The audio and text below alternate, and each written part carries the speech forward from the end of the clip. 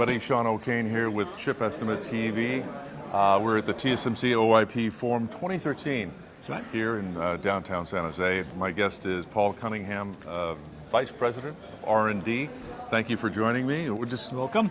We're just going to do a little walk and talk here. And I wanted to ask you, what are the challenges that you're seeing in the place and route tools in respective to 16 nanometer?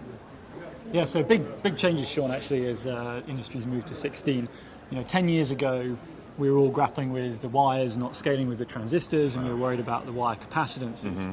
But now, as we move into 20 and 16 nanometers, it's all about the wire resistance. Mm-hmm. So, delay is roughly R times C. So, the real challenge now with resistances is how do we tackle that through timing optimization in the flow. In saying that, how are you tackling those challenges for 16? This is a good point. So, the key thing that we got to do is make sure that we combine the understanding of what metal layer you're using and how wide you're routing the wires within the core timing optimization engine. So when you're buffering a signal, depending on what layer and what they call non-default rule you're using for it, you need to pick different repeater spacings, and consider all of that homogeneously alongside all the other transforms in the core place and route engine. Mm-hmm.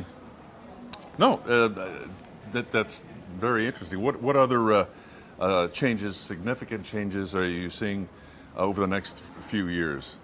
Seeing a couple of things, I think, as well as the wire resistances, there's also the lithographic effects that we're printing these shapes now that are so much smaller than the wavelength of light we're using to draw them. Right. That you've got these very complex, what they call design rules, to make sure that you can, in fact, print the patterns. And these rules, historically they were just right at the back end of the flow, and they're now pulling up actually into the mainstream place and route. So even as you place your logic gates on the chip, you need to consider the ability of the router to actually reach these pins on these very fine-grained metal layers above the transistors. So we call this kind of a pin access methodology, and it's a whole new challenge in the flow.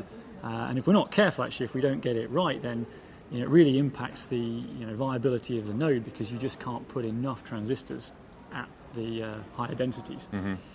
So probably in addition to that, I think we're going to start to see a lot more variation in choice of standard cell libraries, whether we use 7.5 track, 9 track, 12 track, everything to give you that maximum possible density to minimize the design area with these very powerful FinFET transistors. So I think we'll see a lot of changes in the design community to get the best ROI out of these new advanced nodes. All right. Paul Cunningham, thank you for spending a little time with us. You bet. All right, take care. All right. Thank you. All right, Paul. For Paul, I'm Sean O'Kane. We'll see you next time on ChipEstimate.tv. There you go. All right.